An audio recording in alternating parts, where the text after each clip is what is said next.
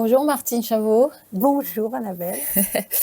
Merci d'être ici à la Poterne cet après-midi. Vous venez nous présenter votre dernier livre qui s'appelle Georges et Marcel. C'est Oui. paru à la Bouinotte. Oui. Alors d'abord, présentez-vous pour ceux qui ne vous connaissent pas. Alors, Georges et Marcel, c'est mon deuxième roman qui est sorti cette année à la Bouinotte. Je suis dans le civil, je suis guide conférencière et donc je m'intéresse beaucoup à l'histoire, c'est mon métier de base. Et j'ai eu envie pour ce livre-là de fouiller les archives qui concernent la Seconde Guerre mondiale et de m'appuyer en même temps sur les souvenirs de ma mère, qui a donc 105 ans aujourd'hui, 105 ans et demi, comme elle dit, et qui a toute sa tête, même des souvenirs parfaitement clairs et lucides, spécialement de la période de sa jeunesse. Pour ce qui est d'oublier quelque chose dans la pièce d'à côté, c'est un peu plus flou, mais elle se souvient très très bien de cette période, d'autant plus qu'elle avait 20 ans et quelques pendant la guerre, la Deuxième Guerre, donc c'est une période marquante pour elle. Oui. Voilà. Donc, voilà. Et alors, donc pour ce récit, en fait, donc Georges et Marcel, est-ce que vous pouvez... Alors, c'est un récit qui se passe à Bourges principalement, disons, Oui. qui a sa base à Bourges, et qui raconte l'histoire de deux personnages qui ont vraiment existé. Ah, tout à fait. Ils sont en photo, parce que j'ai pas mal de photos d'eux, mais j'aime bien celle-là, avec leur chien, qui s'appelle Le Chien.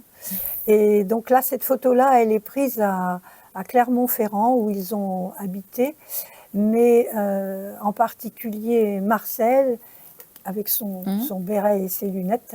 Marcel était d'une famille juive et ses parents tenaient l'hôtel d'Angleterre qui existe toujours à Bourges.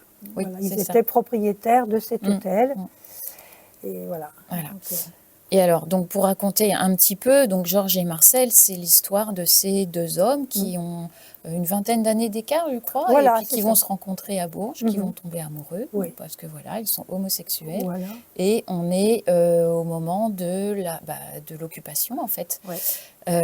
Donc ils sont homosexuels et ils sont juifs. Voilà, donc ils ont tout vraiment pour avoir une vie très compliquée. Donc vie compliquée, donc voilà, c'est cette histoire que vous racontez, la façon dont ils ont pu ou pas surmonter, on ne va pas dévoiler. Non, je ne vais pas tout dire. Surmonter cette période particulièrement difficile pour eux. Donc ils ont dû quitter Bourges, se réfugier en zone, la zone nono, comme on disait, la zone non occupée. Et puis ils ont dû très rapidement passer en Espagne. Marcel il se retrouve séparé à Barcelone et Georges va aller au Maroc et Marcel, lui, va rejoindre les armées de libération qui sont en Algérie et il va combattre en remontant l'Italie, etc.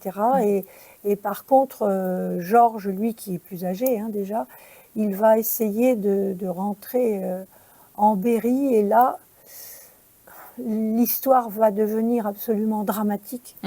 Il ne faut pas tout dévoiler. Je ne veux pas tout dévoiler, mais ils sont séparés, ils se retrouveront plus tard. Mais il y a un épisode de la vie de Georges qui est absolument terrifiant parce que c'est un moment où on se place dans un des épisodes de la Shoah. C'est ça. Voilà. C'est pour ça que c'est une histoire, alors bien sûr, qui est très ancrée dans le Berry, mais qui est un peu malheureusement pas universelle. Je pense qu'il y a sans doute d'autres couples comme ça qui ont dû vivre des moments très difficiles à cette période. C'est vraiment intéressant. Je dois dire en plus que c'est vraiment très bien écrit. Enfin, voilà, j'ai trouvé qu'il y avait il y a de l'humour aussi en même temps, un petit peu de Georges avait beaucoup d'humour. Et c'est vraiment très agréable à lire. Qu'est-ce qui vous a donné envie de raconter cette histoire Alors c'est Georges, parce que je l'ai bien connu, il est mort en 81, mais moi j'ai eu l'occasion de m'occuper de lui, c'est peut-être pas le mot, mais d'aller, parce qu'il était dans une maison de retraite, mais je l'ai vu souvent, je l'aimais beaucoup, c'était un vieux copain, quoi. Il avait beaucoup d'humour, il était très et l'humour noir, l'humour juif, mais noir. Oui. Donc, bon, il avait suffisamment vécu de choses abominables pour pouvoir se le permettre. Il était assez dur pour ses contemporains, pour les gens en général. Et puis en même temps, il avait toujours l'espoir que les choses pouvaient s'améliorer. Et ça, c'est étonnant chez quelqu'un qui a une vie complètement dramatique, mais il pensait que pour les jeunes, ça allait aller mieux, qu'on ne pouvait pas tomber plus bas, que les choses allaient s'arranger. Et ça, c'est sympathique C'est fort, aussi. oui, c'est c'est fort. vrai. Oui, il a toujours fort. gardé beaucoup d'espoir. Voilà. Merci beaucoup. J'en profite aussi pour dire donc que votre premier livre s'appelait Les bons enfants de Martine Chavot. Alors là encore, c'est une histoire berrichonne puisque vous parlez d'une colonie pénitentiaire. Alors c'était, moi je crois que c'est paru même avant le fameux livre de Sorge Chalandon qui avait beaucoup de succès, Oui. mais qui se passe un petit peu dans une colonie pénitentiaire, un peu de la même façon, qui existait vraiment près de Bourges. Oui, ça c'est vraiment basé sur mes recherches sur les multiples cartons qui sont parfaitement bien rangés aux archives départementales. Je me suis vraiment immergée dans cette histoire. Là aussi, ça a été une recherche longue et avec une multiplicité de personnages, bien sûr, puisqu'il y a eu environ 5000 enfants qui sont passés dans cette colonie.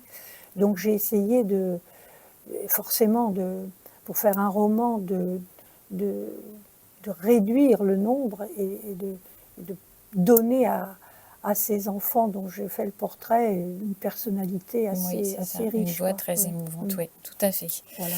Et c'est drôle, enfin je ne sais pas si c'est drôle, mais je trouve que c'est 2 livres qui parlent, qui sont des livres historiques, mais qui parlent de choses très actuelles qui nous concernent encore aujourd'hui. Je trouve ça entre en résonance un petit peu avec beaucoup de choses actuelles. Donc merci beaucoup pour ces 2 romans que je conseille vraiment, que vous soyez de Bourges ou d'ailleurs, Les bons enfants et Georges et Marcel, qui sont tous les 2 aux éditions La Bouinotte. Merci. Merci beaucoup Martine. Merci.